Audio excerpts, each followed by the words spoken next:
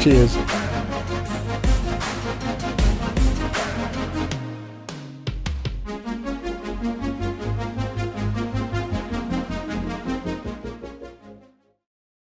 Well guys, it's Friday 29th March 24 and I've come down to see Ken at the bait asylum in way of a catch-up from when we last caught him on camera.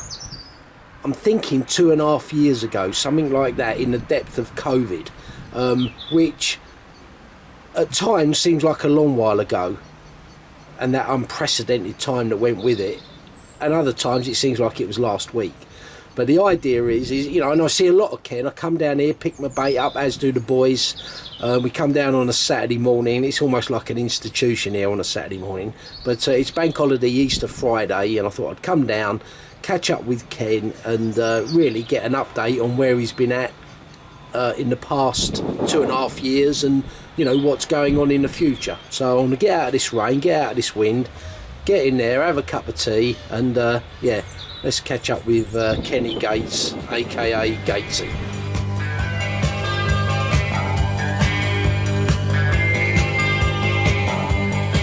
Soon relax, and you're a natural. And like I say, when you know these videos, they're not scripted, they're not contrived. They are what they are, and you know, if you say something, like I say to anyone, that you really don't want in the video, once I've edited it, I'll still leave it in. Yeah, that's it. First to the 2.5 years ago, during what was an unprecedented time with COVID, wasn't it? Mate, that's once in the human species, that. Yeah, what can you say about that one? Utter chaos, utter madness. But that was a trying time, Ken, and none of us, whatever, in our personal life, work life, you know, knew that it was going to be like that. But there was a time when I would come down here and you were run off your feet when anglers were allowed to go fishing and just ordering bait, wasn't they? Yeah, it was quite an extreme. We went from one point where we all thought we was going to go bankrupt, and we was chewing all our money that we'd saved up for years, as most businesses did, and then all of a sudden everyone went fishing. The tackle industry went off its head. We was doing 20-hour shifts here, 2 10-hour shifts. We couldn't cope. The cost of living crisis which has come from it now, everything's gone for the roof. Electric, gas. So now we're trying to, every firm on Britain is trying to survive, and globally, but for some reason Britain's gone through the roof. Electric, we was paying 34 pence a unit, went to 86. Eggs went from 28 quid a box to 76. No profit. We was just working to survive. We still are. There's bait firms shutting left, right and centre. I'm hearing regularly all over Christmas, New Year, January, 8 firms I know shut. Can't make it pay. Factories, rent, there's no money in it. So this is all I know, really. I'm too old back to get in the building trade, 55 years old, but we make what we do, we stick to what we do. Let's crack on, try and build it up. Yeah. And does it evened itself out a little now? There was a time when everything, including my own industry, had peaked, you know, in terms of cost of metal, cost of, you know, board, cost of everything. Yeah. It feels like it's evened out a little bit now. Would that be fair to say in the bait game? The bait game, everything went through the roof. Milk proteins, albumin. Fish meals didn't go too much, but box of albumin, everyone buys it from mainly the same place. Before COVID, it was 230 quid a box. By the end of COVID, he was paying 560 a box. So it's dropped back down now, but they're still up. Prices are up. Milk proteins, we was paying 180, 200, 220 a bag. they went up to 360 a bag. So most people just leave them out now. We just stick to what we do, same recipes. Yeah. But it seems particularly trying since COVID with the cost of ingredients having gone up so much. Yeah, I mean, a lot of people are re-evaluating what they do. New mixes, going to more sustainable, cheaper ingredients. Some of the more ruthless ones out there are just filling it with breadcrumbs. So, but you'll see that, yeah, I mean, if you know what you're looking for, you'll find it. But we just stuck to our guns. We bought a new range of hook baits out there. They have flown, they've kept this place floating. Around here, there's so many bait firms, big ones, small ones, there's hundreds of them. And it's quite a competitive market. We're not too bothered. We're not interested in joining that lot. That lot there who sponsor, do this, do that, let them get on with it. We've got our little niche market, people who want exceptional bait. I can make more expensive bait, it's not going to catch you more fish. What I use is what we sell. When I go fishing, I take it out of the freezer, as do all the boys here. We don't have bait for the chaps and bait for punters, as they call it, and field tester bait. We just use, this is it, this is what we sell, this is what we use. So, I'm not a businessman really. I'm slippery and slidey, but you've always been slippery and slidey. Yeah. So we're delving more, looking at things, what do make money, what doesn't make money. We've got a little price increase coming soon, but the hook baits have been exceptional. So we're going to go more into that. We've just had a website built by a little young fellow who comes in here. I say young, he's 31, but he's young to me. Exceptionally, you've met him, haven't you, young Ben? Yeah. Gifted in what he does. Clever kid. Clever, switched on.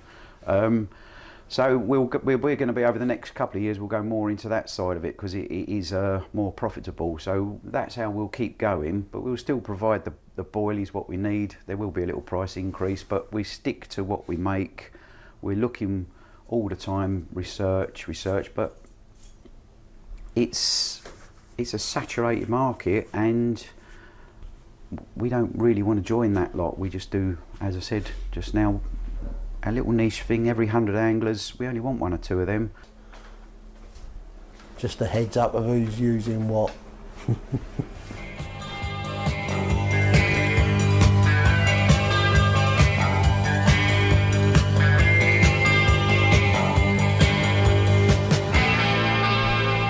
So yeah, Ken, nice. And do you know what I said outside? Saturday morning's become an institution down here, isn't it? In terms of boys turning up, all ages, all demographics. It's a cracking carp anglers morning out.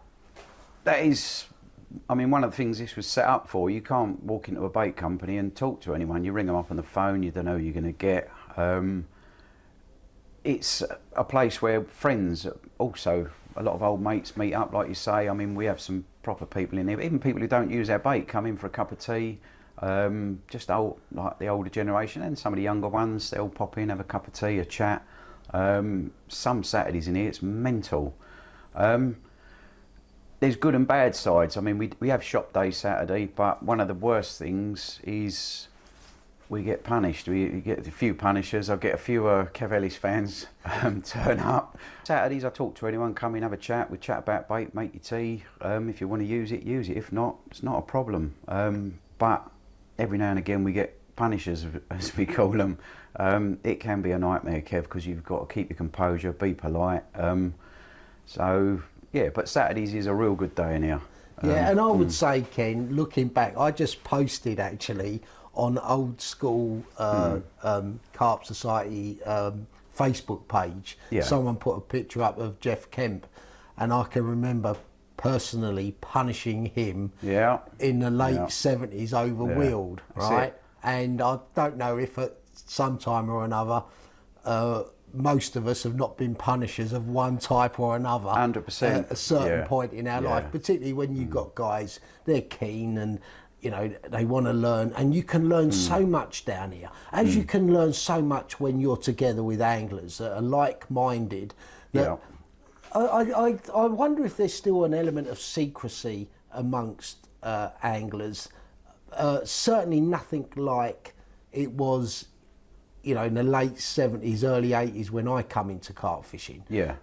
And nowadays, it's like I say on my channels aren't so much about learning how to tie a Ronnie rig, to use a phrase. It's more about, you know, me and my mates and everything else. Yeah. But with YouTube and social media and the big companies putting fantastic videos out for free, you can learn so much more now. Unlike in our day, particularly bait, which we'll come on to. Yeah. Because I know we touched on it earlier in the previous video. Yeah. And I'll be interested in your thoughts on that. But yeah, there is so much now that you can find out. But I think what makes this an institution on a Saturday morning is that you can watch as much YouTube and videos as you like. There's not quite the substitute, A, for getting out there and doing it, because it's very easy to be a carp angler from your armchair, where you've got to get out there. But B, you know, just catching up with like-minded people of all experience down here, Ken. Yeah. I think that's the other thing, that you come down here, and I don't know, I can remember in the tackle shop, when I first worked in the tackle shop, I was almost intimidated as a young angler when the top match anglers would come in. But you'd soon learn that, you know, most of them are happy to share a fair amount, maybe not all, but a fair amount of information. And I think for anyone on a Saturday morning that can make it down here, you come away having always learned something. I always say that about coming here. It's one of the positives is with anything in life, if you get a group of people together and you start talking, you can bounce ideas off each other. I mean, a lot of modern life is geared, like you say, when we was younger, it was all cloak and dagger. Everyone wore tank suits. Jim Burns looked like something out of a Western movie. We used to chew his ears off as kids. Luckily, Jim, that's where it all come from. Jim, he was light years ahead of everyone, wasn't he, Jim? Very. That little clickbait, there was groups. Nowadays, it's just all social media. The whole world's gone in a different direction. Everyone's stuck to their phones. Kids are stuck to their phones. They're looking at bringing in laws now. So social media, you can guide people. You can manipulate people through advertising, as do the big tackle companies. Everyone laughs and jokes. I mean, when it first come about years ago, we all hated it because it's spoiling carp fishing. But everything changes. I've had to change. I've had to evolve in my thinking. We still like to be like, we don't advertise. We're underground. We just make our products for the people who want us. If you want good bait, you find us. Give me a cup of tea. Yeah, the point I was going to make, which Ken touched on there, was that I often wonder whether generations, as they get older, see things through rose-tinted glasses. And for me, you know, sometimes I see on social media, you know, older guys like me, you know, the best of carp fishing was in the 60s or 70s or 80s, whatever. And I tend to disagree. The way I see it is that the older you get, the more you look back on and think, well, that was the best time. And I have said before on camera that when I got into that explosion of carp fishing, late 70s, I took up carp fishing seriously, 79, having worked in a tackle shop with my mate John Payne as a junior match angler. We would have the carp anglers come into the shop, Romford Angling Centre in North Street, and like they were weirdos. They'd come in and they'd be all secretive, and you know, and then look, you know, it weren't that long before I was a junior weirdo taking up carp fishing. And I wonder at that time, when Kevin Maddox's Carp Fever come out, you know, Duncan Kay, Hutch's book, everything else, whether with all those, what the older people back then would have thought was the modern angler with the modern gear, Cardinal 55s, you know, Jack Simpson's KM1s, that, you know, the Optonics, that sort of revolution, then of course the hair rig, whether the older anglers back then, Ken, were thinking, oh, carp fishing's changing too much. Yeah. You know, they grew up with parboiled potatoes, you know, paste specials buried in a size 2 hook and wonder why you can't hook them, you know, with centre pin reels, you know, split cane rods or fiberglass rods, let's say. So for me, I just think it's a generational thing, and the modern day young angler out there has got a tremendous amount of fishing to look forward to. And then all of a sudden, those kids that are now 20s and 30s, when they're our age, 50s and 60s, you know, there'll be another generation that comes through that's hopefully enjoying carp fishing like we did. Our group of guys, you know, the 10 of us, whatever we were, fishing, wheeled, harrow and everything else.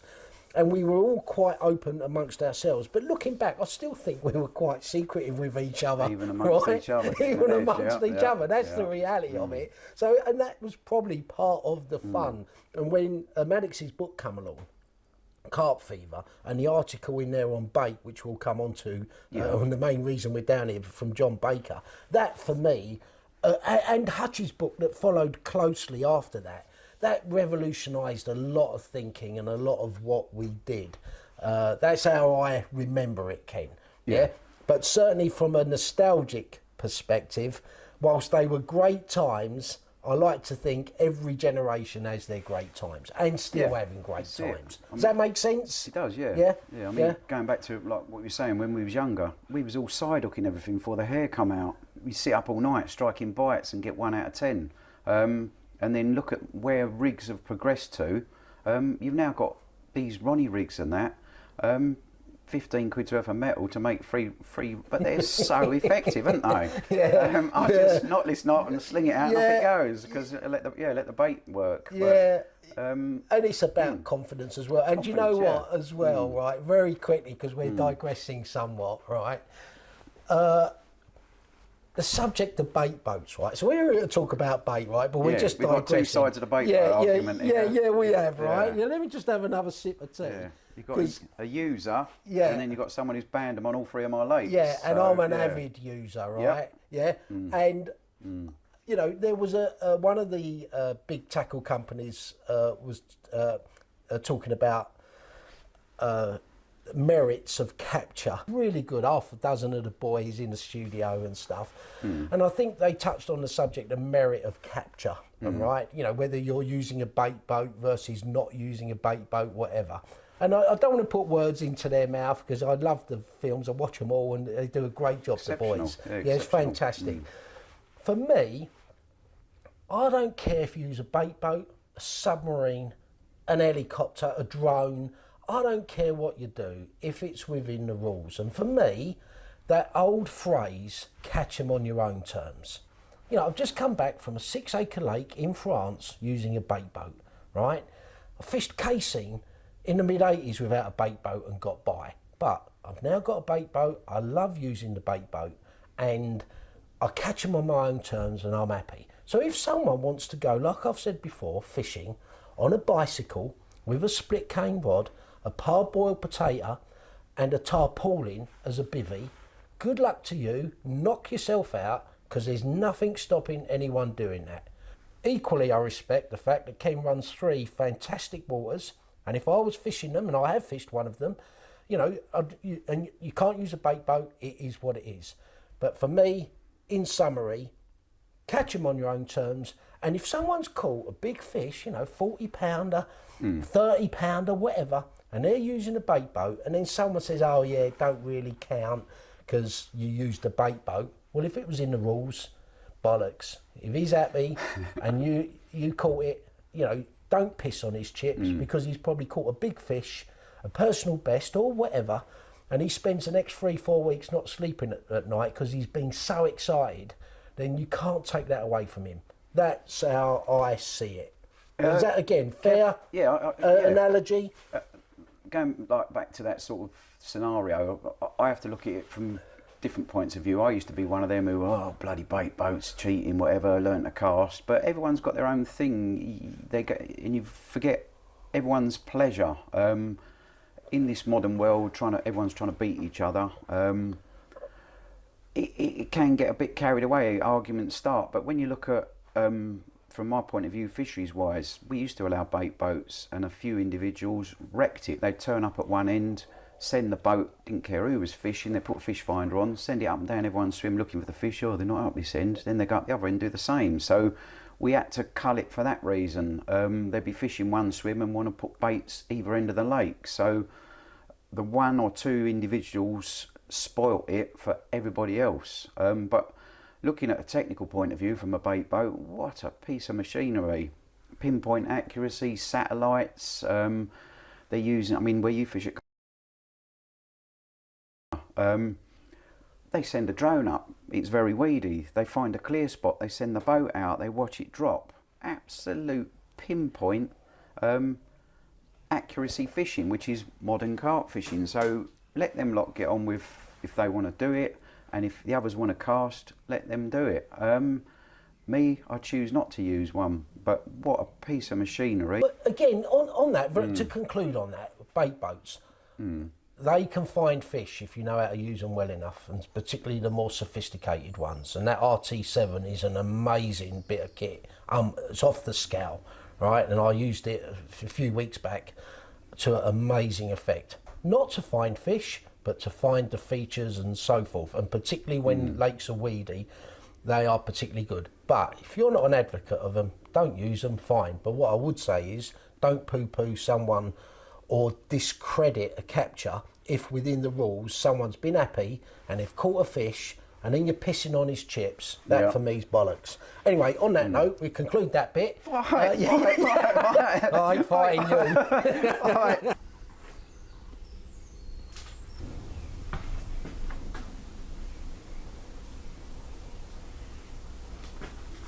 Ken, you mentioned Jim there, as you did on the last video. Yeah. And that's pretty much one of the fundamental reasons you've got the bait Asylum. I think it inspired you to do a lot of things with the knowledge and so forth that Jim had imparted. We was, going back to the old days, sitting down the wheel when we was school kids, 11 years old. Paul Connell, the old bailiff, he could see I was double keen, and I used to, I wanted to be sort of better than just sitting there. I wanted to chase and catch and better baits, and he put me on to Jim, and he said, I'll speak to Jim and see if he'll speak to you. And back then, Jim was like a legend. He was in a different league. He was 30 years ahead of everyone, wasn't he? Went and spoke to Jim, and every time he come down, he'd make a point of chatting to us. We were trying these baits, that baits, making mixes with anything really, and then the Hutchie mixes come out, and used to buy stuff off Kempy, didn't we? And we weren't having too good a success, and Jim went to me, they don't eat that in here, they eat bird foods. And I went, how can you say that? And he went, I don't know, but it just, fish meals don't work on here because it's a silty lake. Bird foods work. And scratch your head, look into it. As soon as we went and ordered a load of gear off Hafes, we smashed the place to pieces. Jim was right. You lot was bashing it on the old sluice mixes. That was an amazing bait. Yeah, amazing bait. Yeah. And I look back on that, and again we might have touched on this on our last interview, but I often refer to that bait, and the reason I refer to it more than anything was that was a time, early 80s, when we would hang on the word of all the key people that were writing about bait, whether it was in the Angler's Mail, the Angling Times, the monthlies. They were major publications back then. Duncan Kay would write in them, Hutchie, and the list would go on. And we were very much into a time, the protein, HNV type bait, which looking back early on, and I'm talking like very early 80s, I don't know that the bait was as HNV as we thought it was, particularly when you was using, a 10-ounce mix that would last you all weekend, and then you'd go home with half of it, refreeze it and use it again. With the wheat gluten and some of the other products, they weren't quite what we would, we learned wasn't as well. The idea of a high protein bait soon evolved into an HMV bait. So it was one thing having a high protein bait, but we would make these baits out of milk proteins, isolates and everything else with a flavouring from say Dubois and Roselle or Kempy or something, Jim come along with that sluice, minor and universal food. Yeah. And I remember that bait, and Jim don't like being on camera, but had he been here, he would remember there's the likes of me and one or two others that had gone to an ultra round, ultra smooth milk protein. Yeah. To this bird food bait that was all knobbly, lumps hanging out of it, and it wasn't very round, and it was all different shapes and stuff.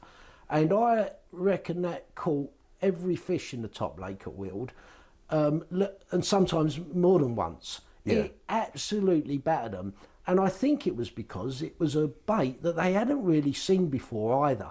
Yeah. And it was a good bait, and it was different. Would that translate? Would you agree with that? Yeah. When you go back to them days, Kev, I think everybody got in the old fast car syndrome. So they wanted bait, and it became a fad thing. The higher the protein, the better it is, and so everyone was into super high in milk. Yeah, like everyone just got a bit carried away, Kev, and I mean, still milk proteins have their tremendous uses in carp fishing, but I mean, we use a hell of a lot of milk protein here, but we don't use what we would use back then. I follow fundamental principality of HMV principle. We do make baits that catch very quick, but we always just work on the HMV. When we went to that Lee Jackson show the other night, Lee said he always, and that was the only thing that stuck in my head out that he works his bait on the HMV principle. They want to eat it and they keep coming back. We use more soluble type milks now, so we use calcium caseinate, sodium caseinate. We don't gear along the lines of the more heavier, as I call them, proteins. We try and we use less amount of milks in the bait, but more soluble. Solubility is the key. Ken, just something just entered my head. Is lactalbumin still available? Lactalbumin, you cannot get it as such. He was getting it in. So it's not available pretty much as a name, but there's identical products under different names. So the lactalbumin side of it, you're hard pushed to actually find a full-on lactalbumin. Most of it's all gone to different names now, similar product but different names. Yeah, just digressing there slightly. Yeah. So to come back again then to the and again to refer to Fred Wilton and the HMV principle that he came up with in the mid 70s, let's say, Yeah. when boilies were developed, I think for the first time around that time by him and his friends and so forth, as I understand it. Yeah. I looked back with that, wondering whether the success of those, i.e. boilies, was more down to the fact it was a boilie and completely different to what everyone else was using, rather than the HMV principle. And to elaborate on that, if we look back to the mid 70s, people were using, big balls of paste baits, kitty cat and sausage meat mixed with gravy, peanut butter, all those sort of things, right? And there were some leading anglers back then in a very secretive time, like Hutchie and Kevin Clifford and all of those, using particles and sweet corn and maples and chickpeas and black eyes and everything else. Yeah. So when I saw the boilie come along, and again I was working in a tackle shop at the time, and it was very secretive and I didn't really follow it because I was more into match fishing. I saw that, looking back, I would say, I saw the boilie as revolutionising the capture of fish, compounded by side hooking. No longer, for some anglers, not all, because there was certainly anglers ahead of the curve, side hooking, using a boilie, managing to overcome largely nuisance fish, and converting pickups that you would never or were rarely converting when you had a tangerine sized ball of paste with a size 2 hook in it, right? So, but then what happened was boilies evolved very quickly and that HMV principle really did take off. But by the end of the 70s, everyone was into boilies. That's how I remember it. I'm sure there might be people watching this, the older generation, that might correct me on the years. But that's how I remember it, that by the late 70s, boilies had really caught hold to most carp anglers by then. Even though it was still very secretive, I think it had got out by then. And then the side hooking, referring back to Kempy over the Weald, he was side hooking long before anyone else. Yeah. And he was disguising his boat rig by having a cocktail stick, I remember that. all of that, right? And good angling on his part. I wouldn't knock him for that one bit. And then it revolutionised again massively when the hair rig come along. Yeah. And to me, it was almost like if you had a round ball, don't matter what it was, if it was on a hair rig, you'd catch fish. And when you put a peanut on there, you'd catch fish. Yeah, I don't know, you'd put shit with sugar on. It became more selective. And it converted pickups. I think that was the other thing. So not only did the side hooking and boilie revolutionise captures, then the hair rig revolutionised it to another level. Yeah, when you look at rigs, Kev, we used to just tie on the bottom of the bend a hair rig and fish straight bottom baits out the bag. Everyone done it. Pop-ups didn't come about for ages, did they? No. And then we'd make like these wafter ones with lighter ones that sink to the weight of the hook. Then rigs progressed and it started going into pop-ups. The positioning of the bait on the hook moved all the way down to the eye, didn't it? And then you'd have swimmer rigs. Remember the swimmer rig?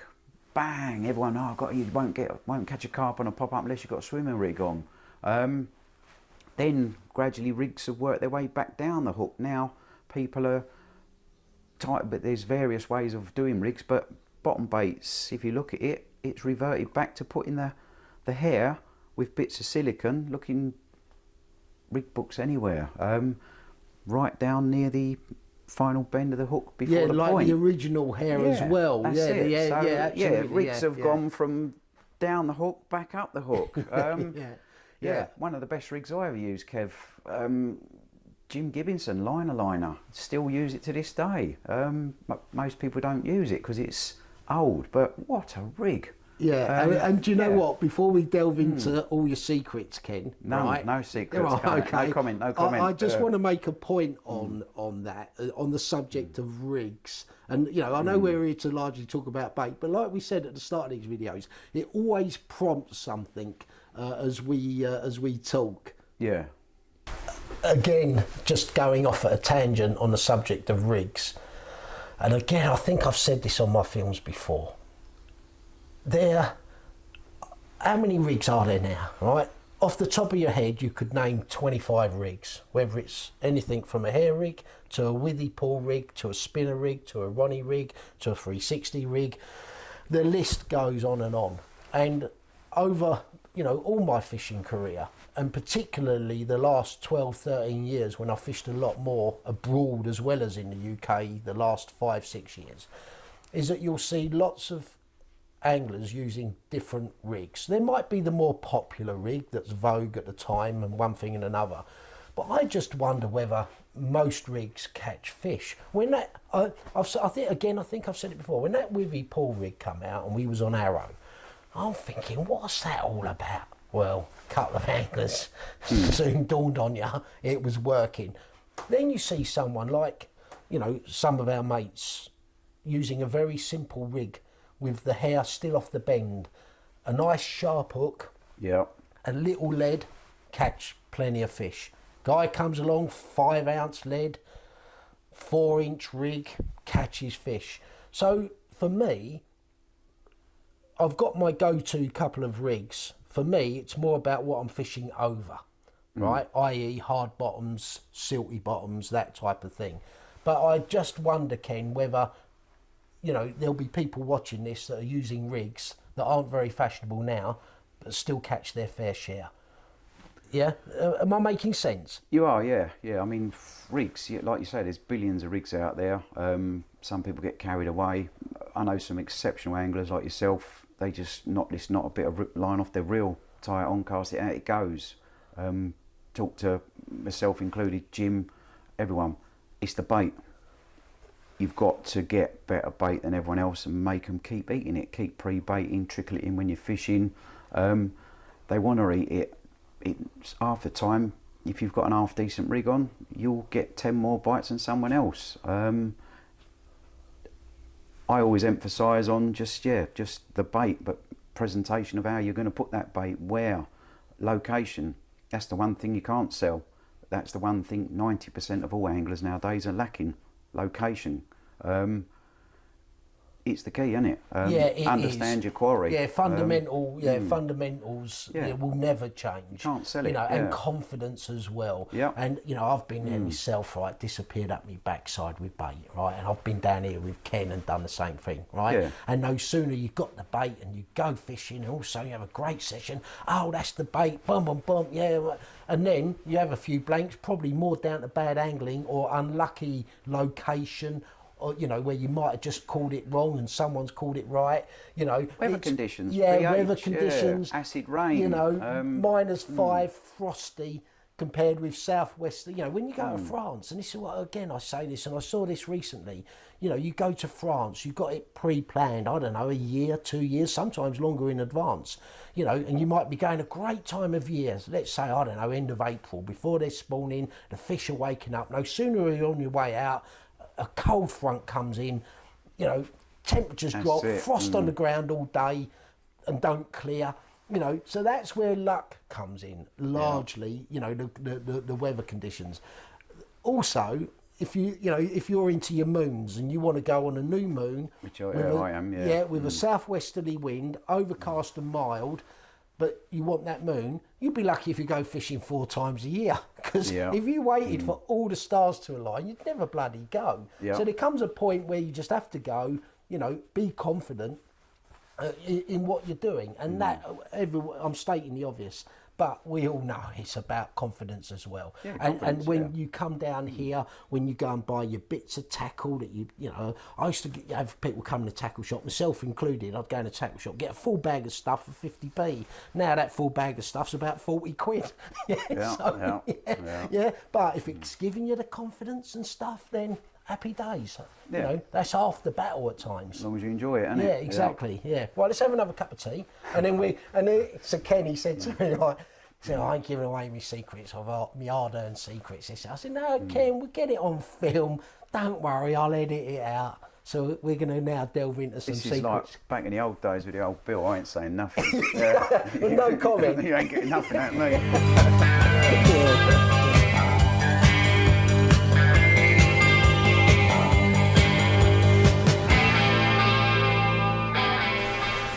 So Ken, now we've got the fluffy stuff out of the way, we're getting into delving deep into bait. Yeah. Right? And there's not many people that know about bait like you, right? Without wishing to blow smoke up your arse. Ken, first question. What makes a good bait? One that the fish will eat, Kev. That's fair question. It's a stupid question. Kev, there's all angles you can go on. You can go on quick catch attractor baits. You can go on long-term HMVs. So there's applications, baits for each application. If you're out whizzing about somewhere, you want them to eat quickly. A high-flavoured 2E boilie. It's so volatile. Colours can play a part, especially in the spring. Whites, yellows, things like that. Why especially in the spring, Ken? Fish feed in a different way. They're more lethargic. They've built up their egg sacs, the big mamas. Temperatures are still low. They're not really troughing, most of them. So a lot of people whiz about chod rigs over a little tiny bit of bait. It works. It's just feedback, what people tell me. So sling a Ronnie rig out with a little tiny mesh bag on it, you're going to get a bite. Although it depends where you're fishing, venue-wise, venue-specific. But so, what makes a good bait? The person who's making it, designing it. There's a lot of people out there making bait. How many of them actually really know what they're doing? In my mind, I don't want to sound rude or bigoted, but it's questionable. Anyone can make a boilie, and good luck to them. Stick a few ingredients together, chuck a flavour in, a bit of sweetener, off you go. Tooties, isn't it? How they used to be. Fish they caught, phenomenal bait. It was all down to a very soluble, leakable base mix and an exceptionally attractive flavour. So here's a question for you. Let me just have a sip of my tea. You've just raised a question in my head that weren't in my head, is now in my head. Let me just have a sip of tea. We've given him this one, look. Mr. thinks he's a comedian. That's Kev Ellis, isn't it? Ken, here's a question. Yeah. During the winter, people tend to fish less. Yeah. When they do fish smaller amounts of bait, fish maggots, casters, worms, very vogue the last few years. You know, half a piece of sweet corn. I've seen people cut sweet corn in half, right? To put together a very minimalist bait approach, right? You know, when it's frosty, let's say the temperatures are down at 7-8 degrees and stuff. As you come out of autumn and you start to approach the winter, and you are a regular angler on your lake, do you feel you can keep fish feeding through winter with boilies? Yes, 100%. I've always fished more in the winter than in the summer. I hate gnats, I hate the heat, and the banks are busier. I like winter fishing when I've caught, mate, how many carp I'm of a different breed to most carp anglers. I like to bait areas. I want to give them a good food source. When it comes to winter fishing, I use a hell of a lot of bait. Now that principle came about when, go back years ago, we used to scale down. We would all be on pound dacron, size 14 hooks. We'd be using single little 10mm boilies and sitting there all winter for 3 bites. When I started looking into things, certain people were catching over a lot of bait, and then I got to know Ben Gratwick down the fish farm, Priory Fish Farm. I used to speak to Ben. Do you feed them in the winter? Well, of course we do. He said to me, you'd be surprised how much carp can eat in the winter. It's all about regularity, but not feeding them too much. And he used to tell me he's got a little pole with a scoop on the end, and he'd feed the edges. Some days he'd leave it. He'd go around, put the probe in, pull the bottom out. There's no food. Put some food there. Other days he'd go back, it's still there 2 days later. Leave it. So it's all about watching what you do, but consistency. I remember seeing Jim Shelley going to, I'm sure it was Waveney. He smashed it up. Tremendous volumes of bait. So I got into the thing of let's try a lot of bait in winter, but digestible stuff, small amounts but regular as clockwork. Kev, I've never caught so many big fish. I've had tremendous winters. Grant, who works here, fished one of my syndicates one year. He started in end of November and he finished in the end of March. He only fished Saturday nights, Kev. He went down again, weather conditions. He would bait up every other day with a 1 pound bag of just 18mm red spice because it's got winter track record. Some days he'd leave it for 2 days if it was cold, and he baited the same little area, size of an umbrella, catapult range. He smashed it to pieces, winter fishing like I've never seen. He didn't fish a lot. He had 21 fish over 40 pound with, I think it was 350s and a 60 in the winter. Is that right? Yeah. Quite revolutionary. The power of an HMV in the winter. And he was using, not a lot, but a little sandwich bag regularity. He's done the same this year.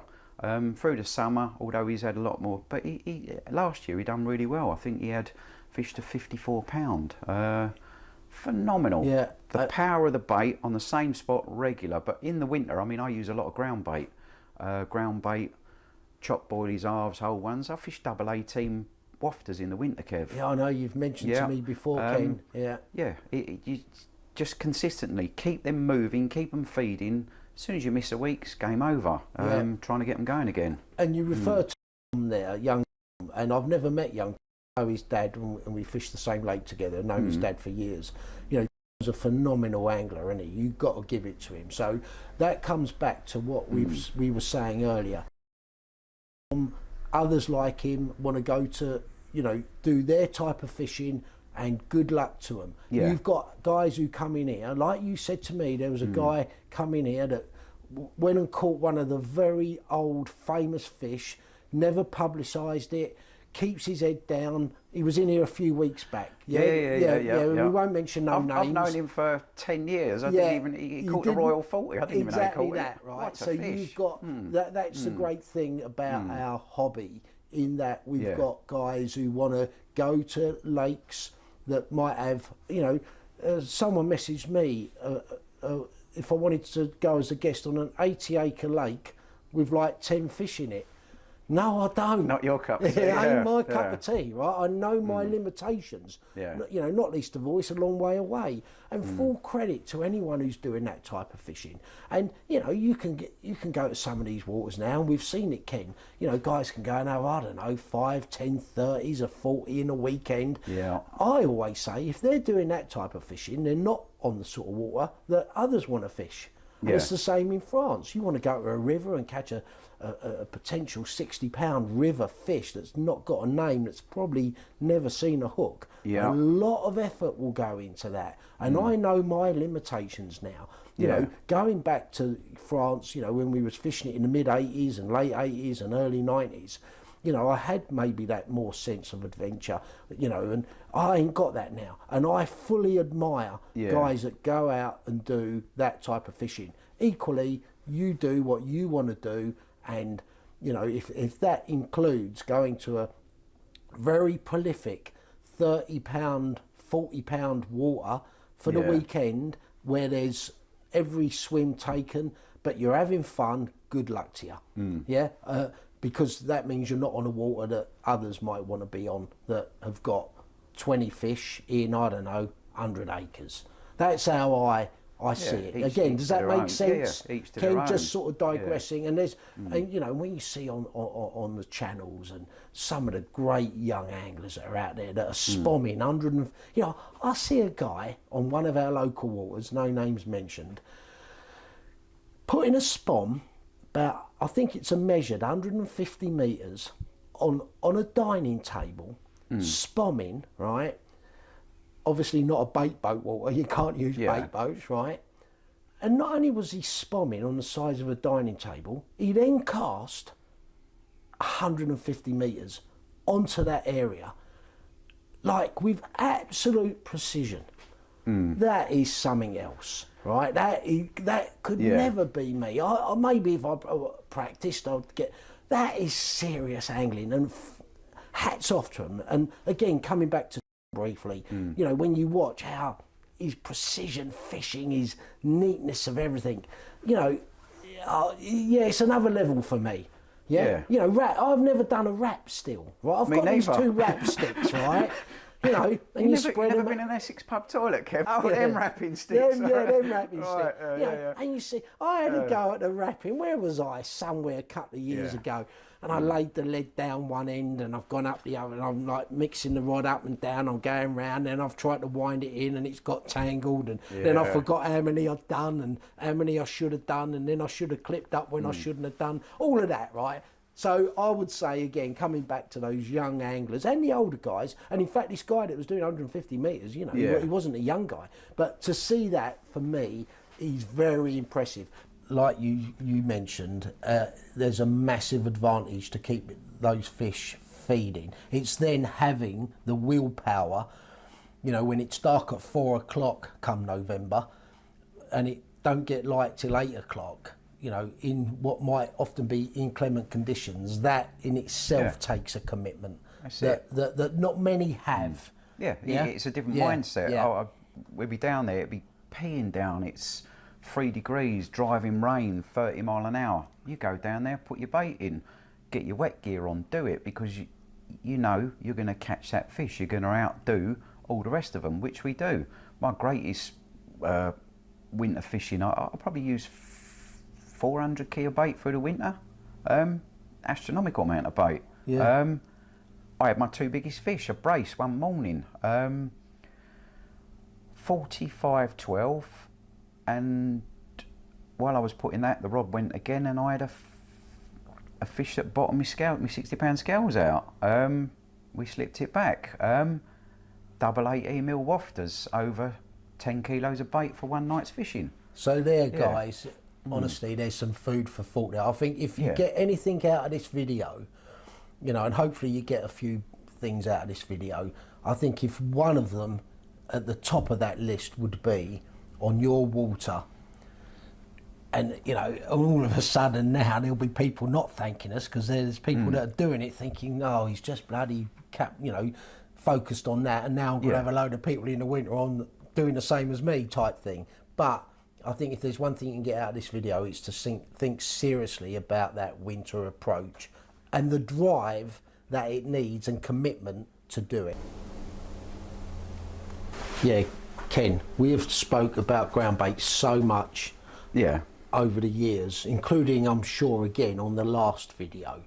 Yeah, talk us through your rationale on ground bait.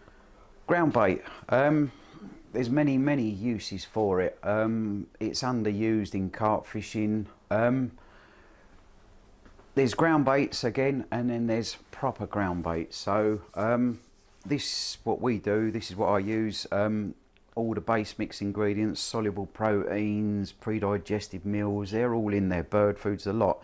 It's a package, palatability. So you can look at ground baits for many different things. Jack Cousteau, remember him when we were kids?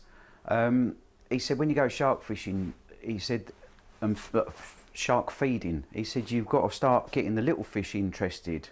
And you remember seeing him on the bottom of the sea with his little bucket, getting the little fish coming, then the groupers come and chase them off, and then the big sharks come and chase them off. So when I'm fishing, I get such limited time. I want my weapons, which the ground bait is putting all them free-form solubles in the water, the palatants, the attractors, the betaines, it's all in there, liver powders, crustacean meals. The package is in there, it's in your boilie. So we blend it up so as it's not too overpowering. Put it out there, roll it up in balls, put your baits in, chop them quarters, put a bit of pellet in. They all work in different ways. We've got the yeast cultures in that one, we've got this, that. They all activate. There's catalysts in there, so which we don't want to talk about too much. No comment. So with a ground bait, you can use it to get fish going, get the smaller fish in, get them feeding. The carp pick up the signals. You got to look at. Everyone forgets. They think a carp's just a thing that swims about eating things. They got lateral lines. They got olfactory organs. Look down their gill plates. The bigger they are, the more enhanced they are. As carp get older, commons are different fish. They think in a different way. They feed in a different way. When you're trying to catch these fish in the big old pits, it's always the commons. Never get caught. Great big common, ain't been out for years. They're different species of fish. They're 100% more natural. Mirrors are crossback. They're fish farm bred. They work in a different way. So ground baits, you can use them as weapons when you're pre-baiting, which is what I say to you. Go down whenever, even in the summer, chuck a couple of balls on a spot, feed that spot for 3 months, put a boilie there, you're going to catch a big fish, because it stays in the silt. The coots can't pick it up. They can dig away all they want. It becomes a weapon in the winter.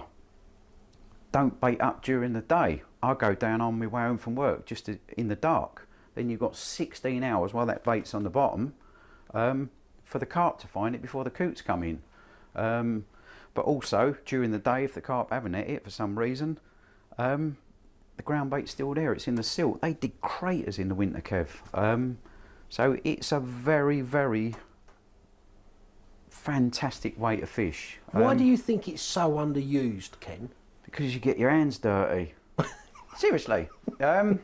Someone sent me a thing the other day, pike anglers, and it was like all bikers and all that, and then they went carp anglers, and it was all a load of geezers with weirdos, looked like George Michael, and yeah, so carp anglers can be quite lazy at times, as it's a human trait. Put your effort in. I know going back to bait, we used to grind up crab. There's certain crabs we used to get. I know a lot of people. I know a couple of anglers out the Colne Valley were using liquidised mackerel and that in their bait. We do a few bits for a few people. You want to vomit. We grind up shellfish. We grind up squid. Speak to Jim. One of the best baits ever was liquidised squid in paste, isn't it? And then just lightly boil it and out you go. They just can't stop eating it, which is what we do a lot of work with soluble squids and stuff. Yeah, it's effort. Martin Gibbinson, method man. Martin obliterated my lake over a 3-year period, took it to pieces. Method feeding. And the liquids, Ken, you're very discerning on the liquids that go with it as well. You've got some, thoughts on. Yeah, what are your thoughts on that? Modern carp fishing, Kev. I sound like I despise it. Bait is unregulated, so there's big firms out there, bait and small firms, and anybody. Whack a load of glycerine in a bottle, stick a bit of dye in it, and a bit of pineapple flavour or a bit of this flavour. Sell it to you, put that on your bait, you're going to catch loads. All it is glycerine with a flavour. But if you start trying to get a bit technical with it, so you start using all your enzyme liquids, we dissolve a lot of powders onto the liquids and then trying to stabilise it in the bottle, etc.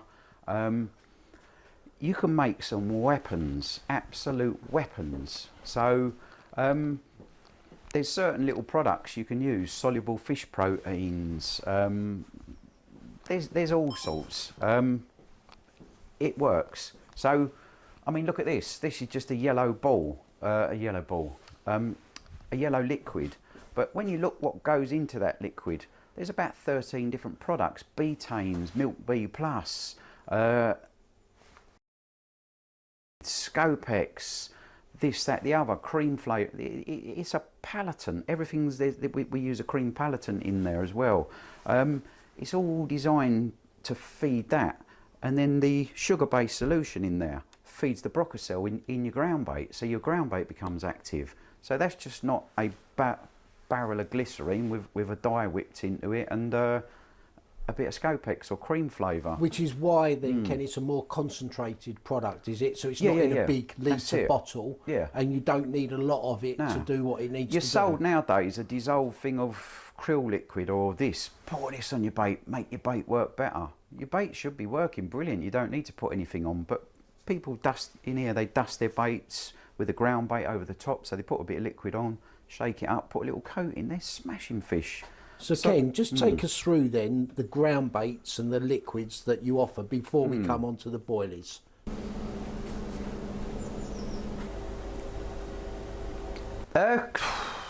Ground bait, we just try, each bait that we do 6 different baits. We always playing with other baits. I think we do a couple of variations of the marine, which we're actually bringing that garlic meat one out at the moment. Exceptional bait. So the ground bait, each bait's got its own different individual one, and it all starts from the nut type bait and goes round all the way through proteins, milks, bird foods, right into the fish meals. So you've got one specific ground bait for the whole spectrum of bait that we do. So you start off at your nut bait, which has got many different types of things tucked in the back. I won't go into recipes too much, no comment.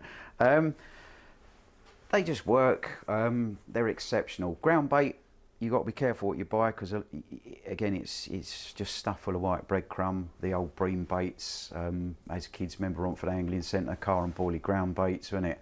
I used to chew his ears off as well. Richard Bawley used to drop it off and we'd be on him. Yeah. Oh, hello mate, all right, what goes in your ground bait? Richard Bawley gave me a bit of time when we was a kid. And I bless him for that, because he showed me a few products. He went, you carp boys. He went, I used to fish. He said, when I go fishing, he said, you lot go fishing for your pleasure, do one night a week or whatever. He said, I'm fishing 10 matches a week. He went, and I'm fishing for my supper and to pay my bills. He went, so I've got to outfish everyone. And he said, when I go fishing, he said, I'm fishing 8 hours, 6 days a week. He went, it's an addiction, but I'm fishing to pay my bills.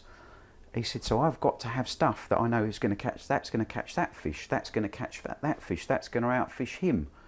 And he put us onto quite a few things back then. And I always thank him for that. Hopefully he's still alive. I did speak to someone the other day and he's still going. Cream amino. I've used that since we was kids, Kev, because of what he told me back then. He said, that one catches carp. He said, if I want to catch bream, I use that one. And it stuck in my head. So the basis of that is what he told me, what triggers carp more when he's match fishing. So if he goes to a match venue, he used this particular liquid on his maggots or in his ground bait. That one fishes bream. Yeah, fantastic information off of a highly skilled angler who fishes for his supper. He's not a fat bloke down the pub who just wants to voice his opinion and will scream and shout at you, this is better, I've seen it on Facebook. The man fishes for his dinner. He put us onto it. Greatly appreciated. Same with the fish meals. Look at the old days when Premier come about. Jeff, mate, magic. It was a revolutionary time, wasn't it? Yeah. About 85, 86, as I recall, was Terry it? and Tony smash places. Darren obliterated it, didn't he? Yeah, yeah, I remember it well. Then he ended up Longfield, whacked that one out pretty quick. The fish meal revolution was Which devastating. we saw on Harrow as well. Yep. Yeah, to highly great palatable. effect. When Yeah. you look at pellet, what's pellet made from? Fish meal, isn't it? Even pellets, Kev, everyone just, there's hundreds of different types of pellet. Same companies all make pellet. We all use the basic pellet for carp, this, that. But when you actually look into pellet, here's a little trick. We do bags of pellet. It's getting quite hard to do it now. I've always used better pellet than everyone else. The reason being, when you speak to the manufacturers,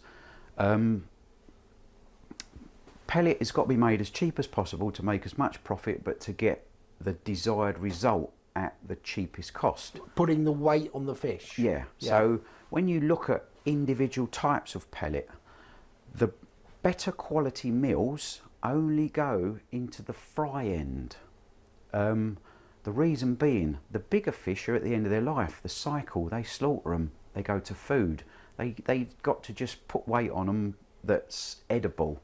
But when they get 50,000 salmon fry, little tiny baby ones, them initial feeds, they've got to be exceptional. They've got packages in there that bring their immune systems up. The feeds, the meals are different. They're using high-end, more palatable, exceptional fish meals. I've spoke to that's how it is. The bottom end, where they've got to get the fry survival rate to get to that far end product. So that has got to be the better food. That's why we use a lot of micro pellet, mini pellets in the back of all these ground baits. You can see there's little tiny micro pellets. It's all different fry feeds. They're so palatable, Kev. The attraction level you get off them, people think, why are you putting them in there? Big pellet is good, it attracts, but that little pellet, it's phenomenal. And again, Ken, I think there might be people watching this thinking, don't talk too much about ground bait because I'm using it to great effect. Yeah. So yeah, ground bait. It's a weapon. And like I say, spring, summer, autumn, winter, it is a phenomenal weapon. You've got your free-form liquids, your free-form powders. If it's good, even make your own ground bait. And also, Ken, I've seen it just like hemp can do, how it can clear a spot of silkweed. And all of a sudden, you know, your presentation is that much better. That's it. The fish are tear-arsing into it. Yeah. You know, I've seen it from a boat, like literally in 3 foot of water, just what ground bait can do. Yeah. So yeah, you're dead right. Same thing, ground bait, Kev. Again, you've got to get your rigs right. People fish pop-ups over ground bait. You might as well you will get bites, but they're in there, they're hoover feed, they're feeding in a different way. People forget how the carp feed on bait. Go and sit up a tree and watch them like I do. I need to get out more. When I was younger, Kev, I lived in the trees up Wild. We learnt that they eat in January. I used to watch them fry feed, and you tell people, they think you're on drugs, aren't you? Yeah, well, I've seen koi fry feed. Koi, everything. Yeah, everything. we know it? Yeah. Every species of animal on this planet, when it needs to, it will eat its own species. Even humans crash on a plane in the mountains, and you've got no food, you start eating people. So carp are highly carnivorous. At times a year, they switch on to spawn. They eat frogs, tadpoles. They eat anything. And one of their best feeds in the winter, why winter feeding gets so tight, a lot of them switch on to eating fry.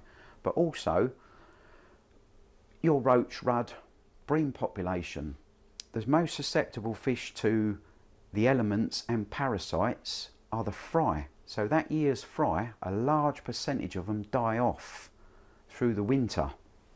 They drop to the bottom for a short period. Not only do pike and eels go and feed on them, but carp hoover them. When I'm pike fishing, as you well know, we're getting, where I cut the heads off of a herring to get the leakage, or I use half or 3/4 of a mackerel, I'm getting carp tugging at them baits all day long. It drives me insane. Punky John, when he used to fish meadows, used to use gudgeon, pull the head off a gudgeon and air rig it. He used to get 320s in a day in January. Yeah, I remember. They're carnivorous species. Yeah. You remember it? Yeah, very. So in the winter, the wrigglers, maggots, this, that, the other, you're putting out a lot of food there. It's highly attractive. They get preoccupied on them because it's a large source of food, and you'll get a big feeding response off it. Yeah. Worms, free-form amino acids, they chop the worms up. Again, solubility, which is what I keep saying to people. It's all about solubility. Maggots, they give off amino acids. What they've just eaten, what do they feed maggots on? Dead chicken carcasses. Anything that's dead, the maggot eats. It's 98% water. That water contains amino acids, doesn't it? Because they've just been living in chicken carcasses. That's why maggots are attractive. Yeah, some very thought-provoking points there, Ken.